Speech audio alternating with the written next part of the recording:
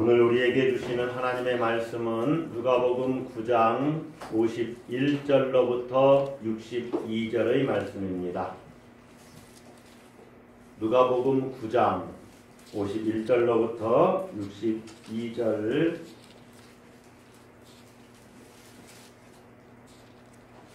교독하겠습니다.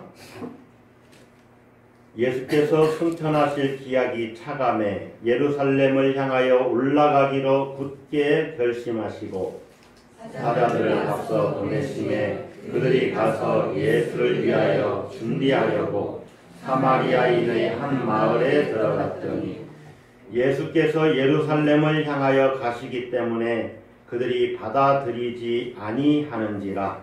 제자 야고보와 요한이 이를 보고 이르되 주여, 우리가 불을 명하여 하늘로부터 내려 저들을 멸하라 하기를 원하시나이까. 예수께서 돌아보시며 꾸짖으시고 함께 다른 마을로 가시니라. 길 가실 때에 어떤 사람이 여짜오되 어디로 가시든지 나는 따르리이다. 예수께서 이르시되 너우도 굴이 있고 공중의 새도 집이 있으되 인자는 머리 둘 곳이 없도다 하시고 또 다른 사람에게 나를 따르라 하시니 그가 이르되 나로 먼저 가서 내 아버지를 장사하게 허락하옵소서. 이르시되 죽은 자들로 자기의 죽은 자들을 장사하게 하고 너는 가서 하나님의 나라를 전파하라 하시고 또 다른 사람이 이르되 주여, 내가 주를 따르겠나이다마는 나로 먼저 내 가족을 작별하게 허락하소서. 예수께서 이르시되 손에 쟁기를 잡고 뒤를 돌아보는 자는 하나님의 나라에 합당하지 아니하니라 하시니라. 아멘.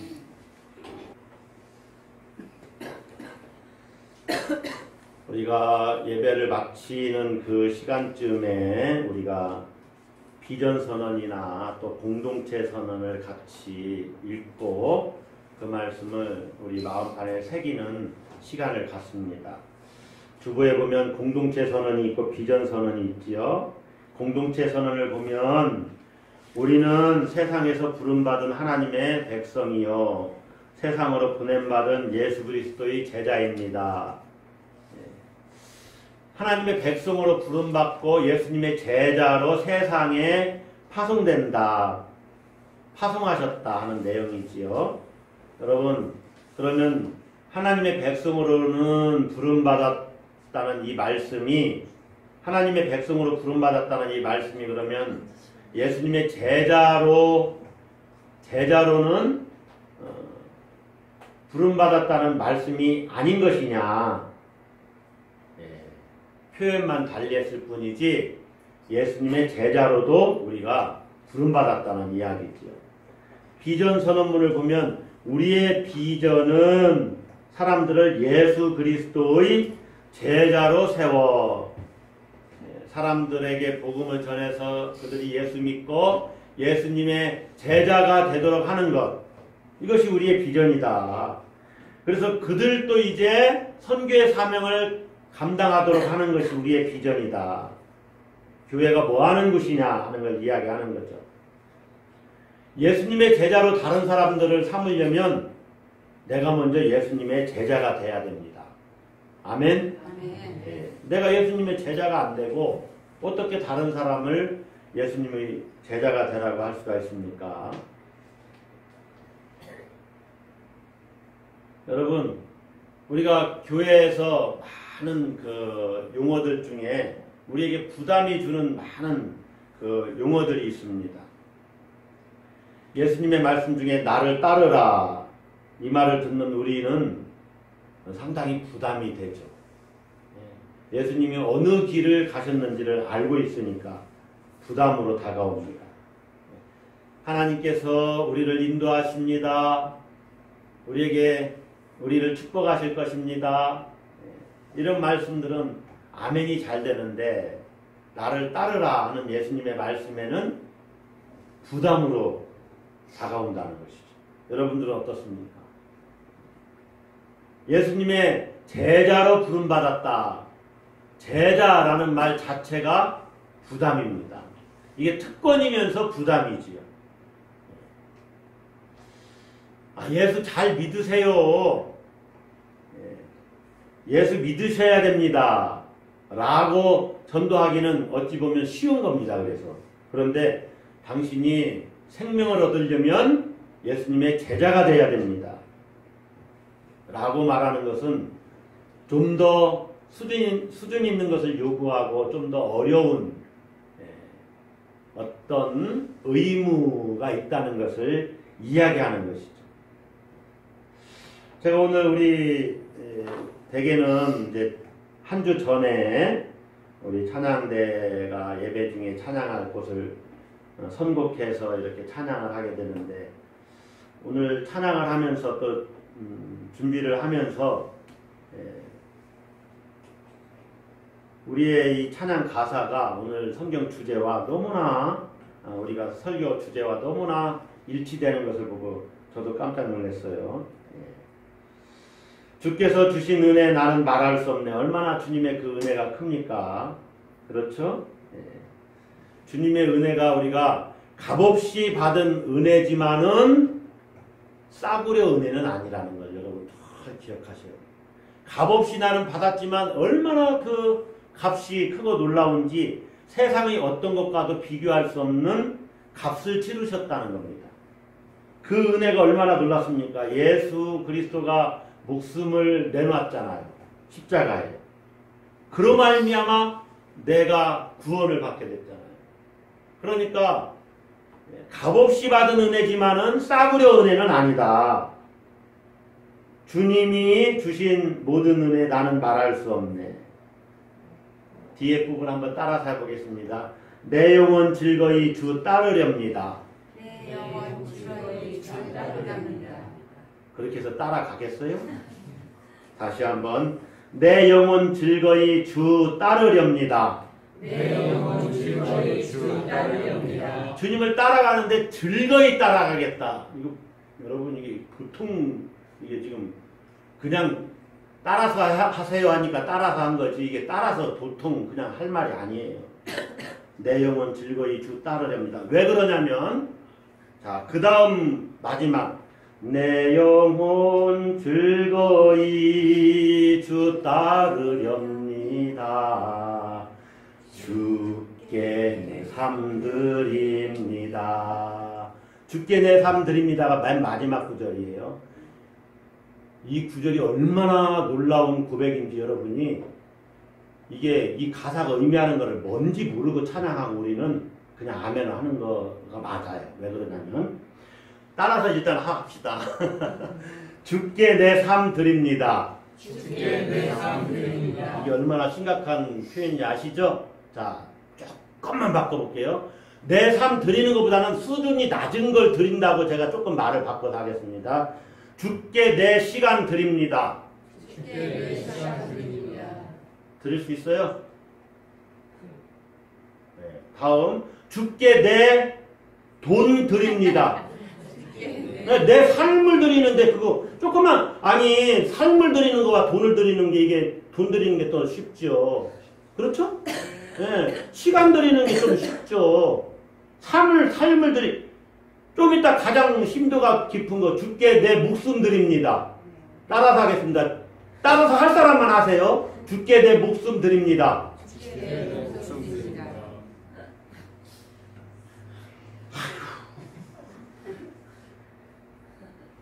아유 나 신앙생활 나 시험 들었어요. 이게 이런 말이 주께 목숨 드리는 사람에게 나올 법한 얘기입니까? 예. 주께 내 삶 드립니다. 3자에다만 조금만 뭘 하나 바꿔서 여러분 고백을 해보세요. 이게 보통 문제가 아니에요. 예수님이 요구하는 수준이 그 정도입니다. 오늘 본문에 이 찬양 가사만 정확히 내가 묵상하고 내 것으로 여기고 적용해서 아멘 한다면 지금 설교 그만하고 기도해야 돼요. 네, 더 안 해도 돼요. 주님을 따르는 일이 보통이 아니다. 보통 문제가 아니다. 예수님은요, 우리를 예수 믿는 사람으로 예수님 따르는 제자로 불렀다는 것. 믿는다라는 말은요, 순종하는 자로 불렀다는 거예요. 순종하는 게 뭡니까? 주님을 따르는 자로 불렀다는 것입니다. 따르는 자. 정말로 엄청난 부담이 되는 말입니다. 설교하기는 쉬울지 몰라요. 그러나 이 말씀대로 듣는 여러분이나 설교하는 저나 그렇게 산다는 것은 보통 문제가 아니에요. 제자로 부르셨다는 것과 믿는다는 차원이 완전히 다르다 하는 걸 여러분이 생각해보고 오늘 말씀을 들으시길 바랍니다. 자, 오늘 본문에 보면 자발적으로 이렇게 이야기하는 사람이 있어요. 주님 어디로 가시든지 나는 따르겠습니다. 자발적으로 먼저 그렇게 말한 사람이 있어요. 이게 주님이 하시는 일을 보고 주님을 따르겠다고 하는 사람이 있는가 하면은 주님이 너는 나를 따르라 이렇게 부르시는 사람이 있어요. 모두 다 주님을 따라가야 되지요. 주님을 따라가는 자가 주님의 제자입니다. 제자는 따르는 자예요. 그런데 이 따르려고 하는 사람들 중에 정말로 영의 사람이 있는가 하면은 때로 육신의 사람이 있어요. 그러면 제자로 부름받은 사람들 중에 영적인 일을 생각할 때가 있고 육신적인 일을 생각할 때가 있는 경우가 많이 있어요. 그러니까 제자라고 해서 항상 100% 주님의 마음에 드는 제자가 되는 것은 이게 쉽지가 않습니다. 오늘 본문이 제자도에서 이야기를 하는데 49절부터 56절까지는 조금 제자들 51절부터 56절까지는 조금 제자들의 모습이 이게 약간은 영적이질 못해요. 육적인 면이 나타나고 있어요. 오늘 본문을 통해서 우리는 예수님을 따르는 제자들은 어떠해야 하는가 하는 것을 우리가 교훈받을 수 있어요. 예수님을 따르는 자, 예수님의 제자는 어떠해야 되는가? 성령의 일을 생각해야 되는데 성령의 일을 생각하는 사람이 예수님을 따르는 자요, 제자라는 것이죠. 자, 여러분 한번 질문해 볼 테니까 한번 여러분이 스스로 답을 한번 해보세요. 여러분은 예수님을 따르는 자입니까? 따를 때도 있고 안 따를 때도 있고. 예수님의 제자입니까? 제자입니다.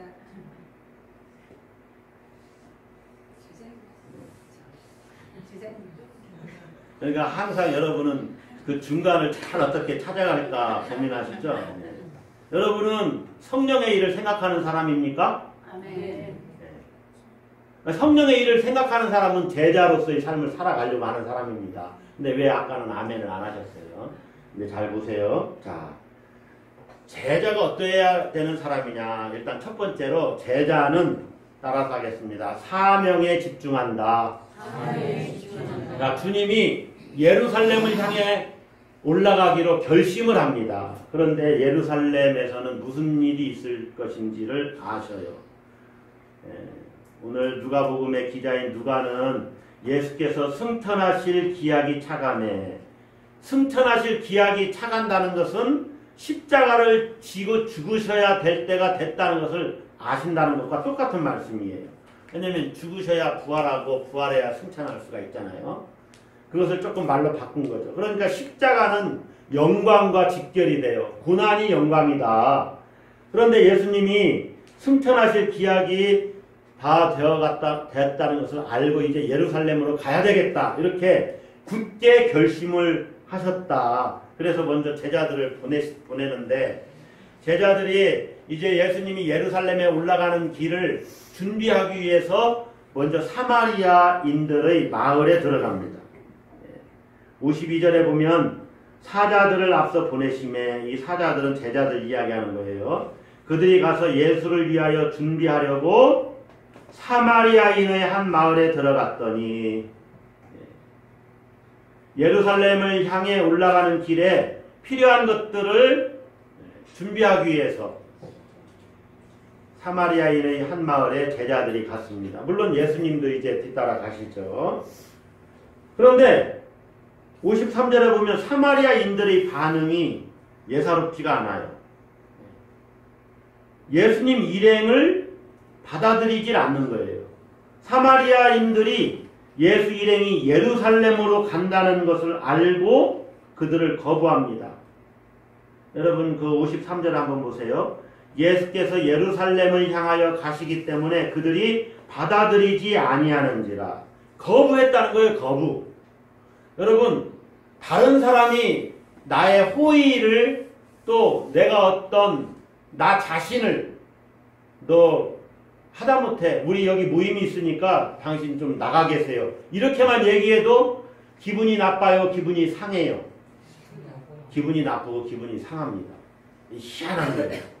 당신은 우리 모임의 멤버가 아니니까 우리 회의가 있어서 그러니까 잠깐만 나가 계세요 라고 말해도 아주 정당한 것이고 그것이 나쁜 것이 아닐지라도 괜히 내가 있으면 좀 어떻다고 하면서 기분이 나빠요. 거절당하면 기분이 나빠집니다. 그런데 예수님 일행이 마을로 들어오는 것을 환영하지 않았을 뿐만 아니라 예루살렘을 향해 가고 있다는 것을 알고 더 적대적인 태도를 취하죠. 여러분 인간은 그 가장 큰 배신감을 언제 느끼냐면 거절당함으로 배신감을 느낍니다. 사람에게. 누구로부터 거절당하는 것을 가장 먼저 느낄까요? 사람은 가장 먼저. 맨 처음에 자기 어머니로부터 거절당하는 것을 느껴요. 배고프다고 막 우는데 엄마가 와서 물려주질 않는 거예요. 여기서부터 인간은 소외감을 느껴요. 실제로 그렇습니다. 심리학적으로. 거절당함. 엄마가 내 요구를 안 들어주는 거예요. 난 배고파서 막 울고 있는데 금방 와서 엄마가 뭐 밭에 갔든지 빨래라든지 금방 와서 먹을 젖을 물려주지 않는 거예요. 그런데 최초의 이 거절당함이 어머니로부터 시작되는데 여기에 대한 보상과 위로가 아유 우리 애기 얼마나 기다렸어 배고파서 우는구나 그거 사랑으로 다시 대꾸해주고 응답해주면 내가 우는 것에 대해서 응답이 사랑으로 돌아오면 그나마 이 아이가 치유돼요. 그래서 사랑의 사람으로 자라갈 확률이 더 많은데 그때 엄마가 이놈의 자식 왜 울고 자빠졌냐고 지청구를 하고 귀찮아 죽겠어 시도 때도 없이 젖만 달라고 하냐고 막 호통치고 그러면은 얘가 이제 인성이 달라져 가요. 어떻게 바뀔까요? 오늘 본문에 있는 제자들처럼 바뀌어요. 사마리아 사람들 우리를 거부했어? 하고 분노가 차오릅니다. 분노가. 그래서 사랑을 받지 못하는 아이들은 세상에 대한 분노심으로 가득 차요.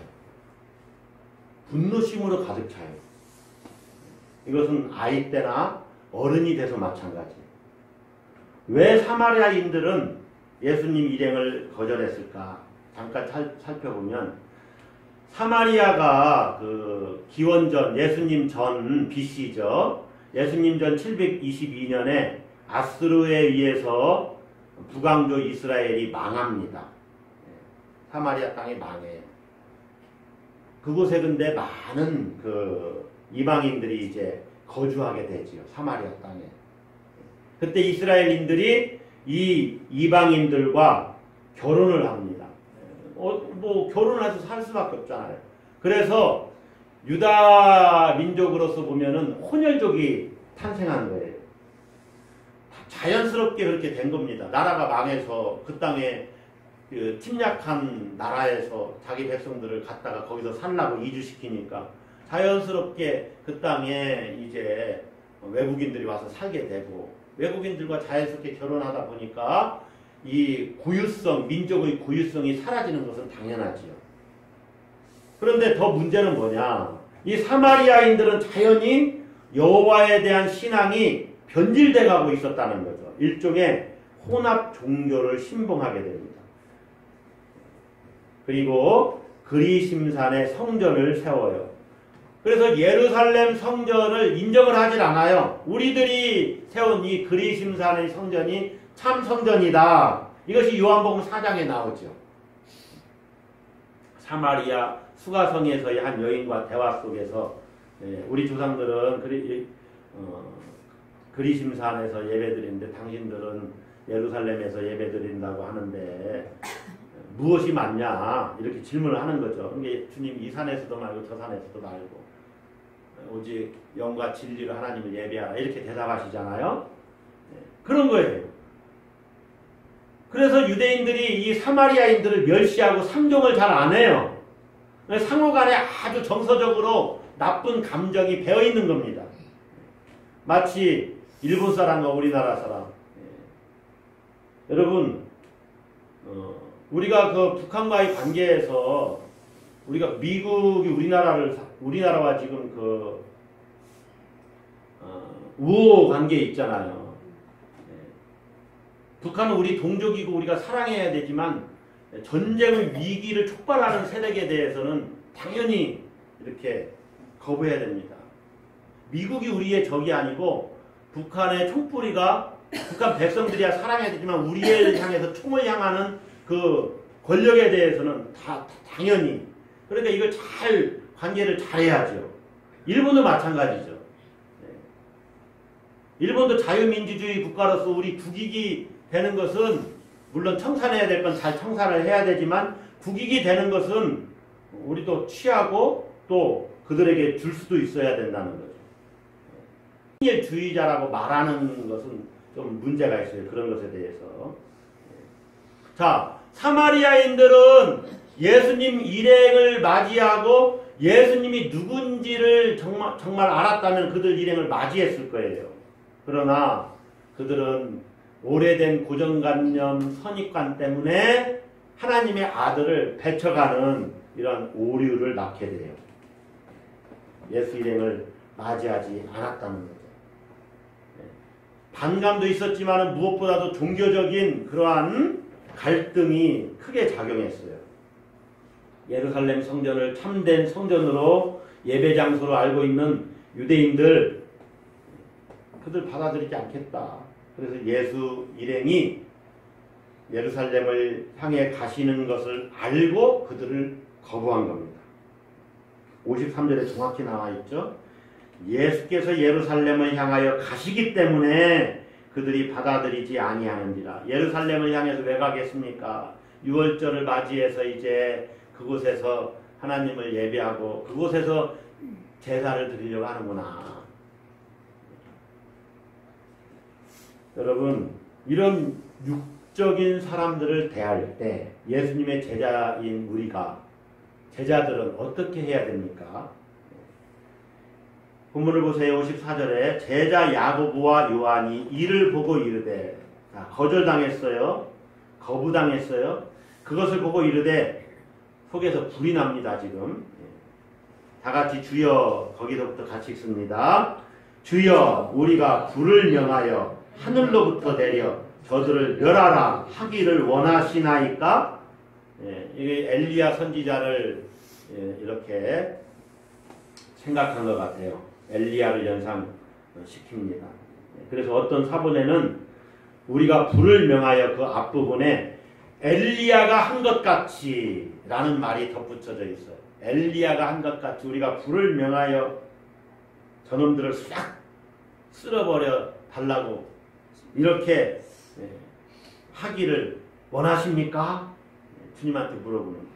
그러니까 이미 그들 안에는 속에서 막 이 분노가 끓고 있는 거죠. 그래서 이 예수님이 야고보와 요한을 향해서 너희들은 우레의 아들 보아너게 우레의 아들이라는 별명을 주시잖아요. 사마리아 사람들에게 불을 내려서 심판합시다. 여기에 대해서 예수님은 그들을 꾸짖으십니다. 그리고 함께 다른 마을로 가셔요. 55절 보세요. 예수께서 돌아보시며 꾸짖으시고 이 꾸짖으시고 라는 말 다음에 어떤 사본에 이런 성경 말씀이 있어요. 여러분 사본은 여러 가지가 있는데 어떤 것이 더 원본에 가까울까를 이렇게 드러내서 그것을 캐논으로 이렇게 정합니다. 이것을 본문 비평이라고 그래요. 성서를 비평할 때 본문 비평이라는 것이 있는데 여러 가지 사본들이 있죠. 원본은 없어요. 성경 원본은 없어요. 사본들이 어떤 게 더 오리지널 텍스트에 가까울까? 더 진짜 처음 본문과 가까울까를 성경학자들이 연구해서 그걸 어떤 것은 빼고 새로운 것이 나오면 집어넣기도 하고 새로운 것이 이건 아닌 것 같다 하면 집어넣지 않고 예를 들어 시리아 사본에는 이런 말씀이 있다고 이렇게 하는데 어떤 사본에 이렇게 되어 있다는 거예요. 예수께서 돌아보시고 꾸짖으시고 거기까지는 같아요. 이르시되 너희는 무슨 정신으로 말하는지 모르는구나. 인자는 사람의 생명을 멸망시키러 온 것이 아니요 구원하러 왔노라 하시고. 예수님의 말씀이 인자는 사람의 생명을 멸망시키러 온 것이 아니다. 구원하러 왔다.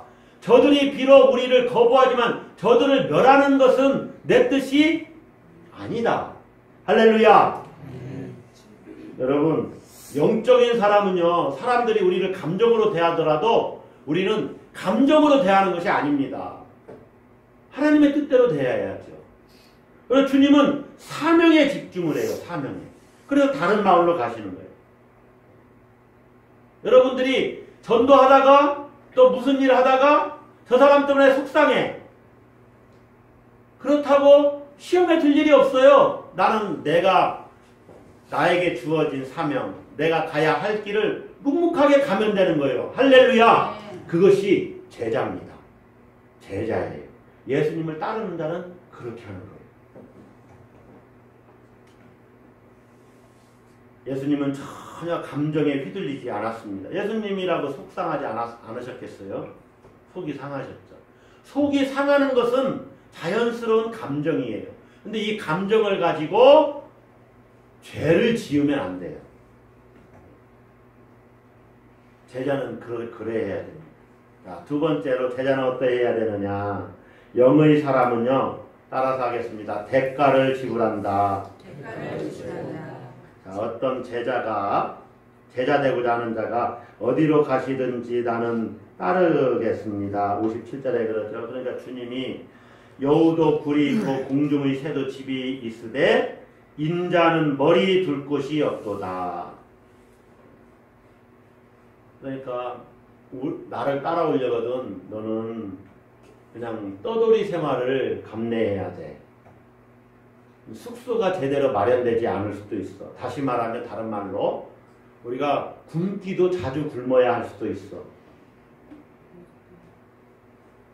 자, 어디로 가시든지 나는 따르리이다. 이 말을 하는 이 사람은 주님이 어디를 향해 가시는지 정말로 알고 이런 말을 했을까요? 주님이 십자가를 지기 위해서 예루살렘으로 올라가고 있다는 사실을 정말 알고서 어디로 가시든지 제가 따르겠습니다. 이 말을 했을까요? 아닌 것 같아요. 십자가가 뭡니까? 죽음의 자리잖아요. 나를 따라오려면 집 없는 떠돌이로 살 각오를 해야만 돼. 이런 주님의 말씀에 이 사람이 어떻게 반응했을까요? 메시지 성경은 이 말을 이렇게 풀이합니다. 고생할 각오가 되어 있느냐? 너도 알다시피 우리가 묵는 곳은 인류 호텔이 아니다. 참 재밌는 표현이죠. 네. 너 고생할 각오가 되어 있느냐? 예수 믿으려면 고생할 각오를 해야 된다. 여러분, 제자가 된다는 것은 그에 상응하는 대가를 치를 각오를 해야 됩니다. 인도의 성자라 불리는 썬다심, 며칠 전 새벽기도 시간에 썬다심 얘기를 했는데 또 썬다심 얘기를 좀 하겠습니다. 이분이 세례받은 지 꼭 한 달이 되는 10월 3일 사바수라는 지역을 걸어가고 있었어요. 이분이 이제 복음 전도자로 나선 겁니다. 그런데 머리에는 황색 터번이 얹혀 있었고 몸에는 수도사들이 입는 황색 도복을 입었어요. 인도 전통 정교의 복장이 황색 도복입니다. 가끔 우리 티벳이나 어디 이런 데서 이런 거 입은 사람들 모습 볼 수 있어요. 그런데 이 썬다심은 여느 도사들과는 달랐습니다. 어떤 도사들은 광야에 숨어서 수도한다고 자기 단련을 한다고 이제 많은 사람들에게 자랑하죠. 자기를 자랑해요. 그리고 나는 수도하다가 이렇게 몸을 이렇게 상하게 됐다고 몸을 불구로 만들거나 또는 고행을 하는 그런 수도사들도 있었어요. 근데 썬다싱은 그런 사람들과는 달랐어요. 복음을 듣기를 원하는 사람들이 있으면 그곳에 무조건 가는 거예요. 어느 마을이든지 가는 거예요. 때로는 배척받고 때로는 환영도 받지요. 당시 16세의 소년으로 키가 크고 건장했던 이 썬다싱은 많은 전도 여행으로 어마어마한 곤란을 겪습니다. 특별히 겨울에 이 전도 여행은 그에게 아주 쓰라린 고통을 줘요. 얇은 도복이 서리와 눈을 막아주지를 못해요. 게다가 이따금 노숙을 해야 됩니다. 그래서 그의 발은 늘 그냥 멍들고 핏자국이 이렇게 있었어요. 그래서 때로는 마을로 가는 길에 이 핏자국을 남길 때도 있었어요. 그래서 어떤 기독교인들이 썬다싱은 이렇게 불렀습니다. 발에서 피가 나는 사두. 이 사두라는 말은 인도에서의 영적 지도자를 이야기하는 거거든요. 발에서 피가 나는 영적 지도자. 썬다싱을 향한 그런 별명이에요. 이 썬다싱은 재산을 가지고 다니는 것을 이렇게 싫어했어요. 돈을 가지고 전도여행을 하질 않았습니다. 예수님의 말씀대로 전대를 차고 다니질 않았어요. 그리고 추방당하고 고통받고 또 돌아다니면서 복음을 전하는 것을 아주 이렇게 자랑스럽게 여겼습니다. 예수님의 말씀을 따르는 것을 부모님의 말씀 따르는 것보다 더 우선시했고 부모님보다 예수님을 더 사랑하면서 그렇게 전도여행을 다녔어요. 그에게 소망이 있다면은 고통을 받은 그 예수님의 친구가 되는 것이 그의 유일한 소망 중에 소망입니다. 예수님의 친구가 되는 것. 그리고 예수님보다 내가 더 오래 살면 안 되는데 이런 걱정을 하면서 복음을 전했던 거예요. 썬다싱의 그 소망과 같이 그의 소망이 그거였거든요. 복음 전하다 기쁘게 순교하는 거였거든요. 근데 이 썬다싱이 어느 겨울날 어느 마을을 가다가인지는 몰라도 깊은 눈 속을 거닐다가 죽게 됩니다. 그래서 그의 시체를 찾지를 못해요. 순교한 거죠. 순교한 거. 여러분 예수님의 제자가 되는 길이 뭔지를 그분이 정확하게 그러니까 지금도 많은 그리스도인들의 입에 회자되는 것 아닙니까? 제자가 된다는 것은 대가를 지불하는 것입니다. 할렐루야. 지금 눈을 감고 계시는 것은 내가 제자가 돼야 되는데 하고 묵상하고 계시는 거죠? 설마 졸고 계신 건 아니죠? 마지막으로 제자는 예수님을 즉시 따릅니다. 따라서 하겠습니다. 즉시 따른다. 오늘 보면은 이 말씀 때문에 초기에 우리 한국교회 복음이 들어올 때, 한국에 복음이 들어올 때, 뭐 기독교는 지네 부모도 몰라보느냐 이런 오해를 샀어요. 그런데 여러분 예를 들면 이런 거죠. 또 다른 사람에게 59절 나를 따르라 하시니 그가 이르되 나로 먼저 가서 내 아버지를 장사하게 하소서 허락하옵소서. 예수님이 죽은 자들로 자기의 죽은 자들을 장사하게 하고 너는 가서 하나님의 나라를 전파하라. 이런 말씀 때문에 오해를 샀어요. 근데 이 말씀은 이런 겁니다. 나시린이나 대제사장은 부모의 장례에 참여하는 것이 허락되지 않습니다. 그러니까 사역에 더 우선순위를 두라는 거예요. 다른 사람들이 장사하게 하라는 거예요. 그리고 죽은 자들로 자기 죽은 자들을 장사하게 하고 이 말 중에 죽은 자들은 죽어가고 있는 자들이에요. 그러니까 아직 하나님 나라에 들어오지 않고 그걸 거절하는 자들입니다.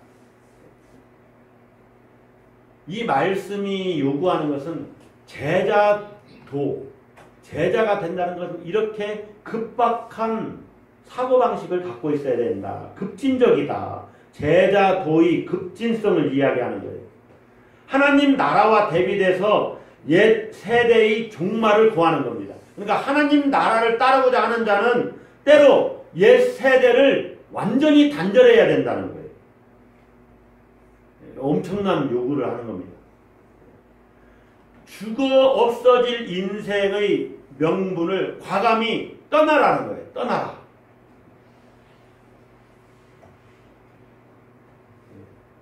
때로 친구 관계도 끊어야 됩니다.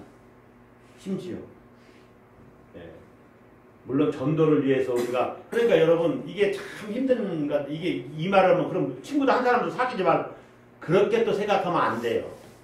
때로 야 나는 오늘은 안 돼. 오늘은 주일이야. 오늘 주일이야. 나 그래서 안 돼. 이렇게 말할 수 있어야 된다는 거죠. 이리 끌려다니고 저리 끌려다니고 하다가 언제 주님을 따르는 삶을 살겠어요. 그러니까 그거는 자기가 이게 다 개인적으로 다른 것이라서 이게 어떻게 적용을 이게 딱 똑부러지게 여러분에게 말씀드리기 어려워요. 주님을 따른다는 것이. 우리 지금 현대사회에서 그러나 본인이 딱 알아요. 이게 기쁨으로 주님 오늘은 이렇게 하는 것이 주님도 기뻐하실 것 같은데요 하고 딱 어떤 모임이나 어떤 또 내가 해야 될 일을 할 수 있어요. 그러나 어떤 데는 내가 해야 될 일도 미루고 너 이번에는 이거는 좀 잠잠히 이번에는 이 모임에 가지 마라 하는 주님의 이 음성을 내가 들을 수도 있어요. 그래 이거는 다 개인적인 것이라서 어려워요. 왜냐하면 주님은 때로 가서 부모를 공경하라고 말씀하시거든요.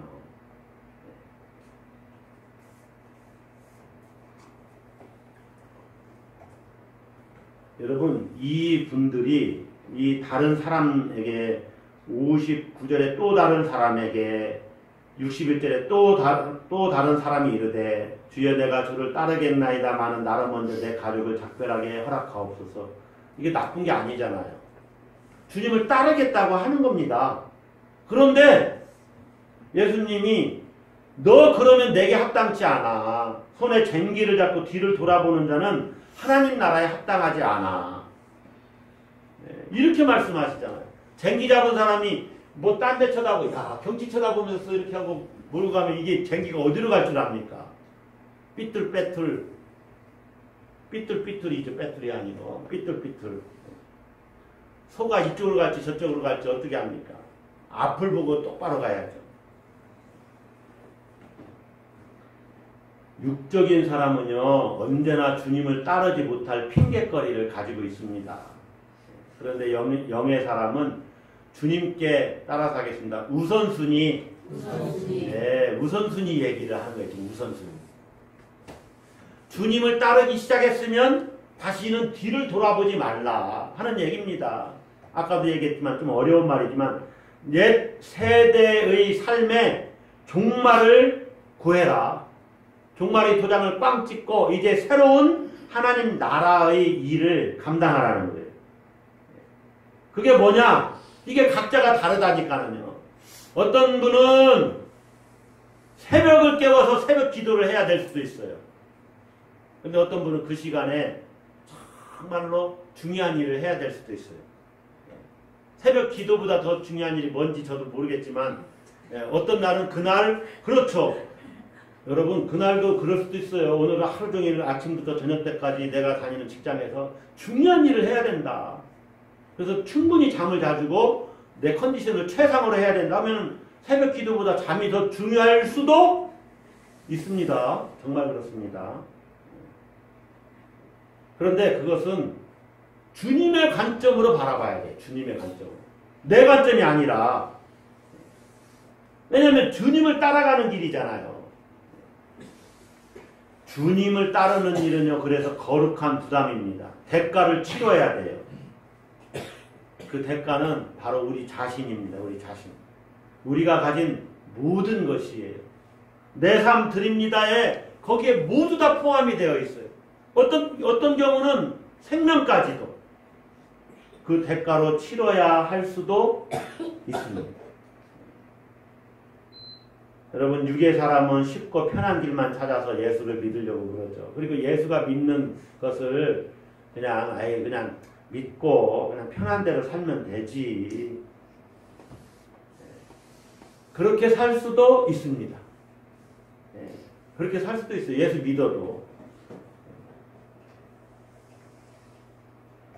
그러나 주님은 나를 따르라 요구하시면서 사명에 집중하고 이렇게 대가를 지불하고 즉시 뒤돌아보지 말고 주님만 바라보고 따라오라고 명하셔요. 여러분 어떻게 결단하시겠습니까? 한 주간도 여러분이 정말로 주님의 제자로, 우리가 제자로 부름받았잖아요. 실제로 제자니까 우리가 한 주간도 우리에게 주신 사명에 집중하고 때로는 대가 지불하고 그래서 온전히 주님 따르는 정말로 신실한 예수님의 제자 되시기를 주님의 이름으로 축원합니다. 기도하겠습니다.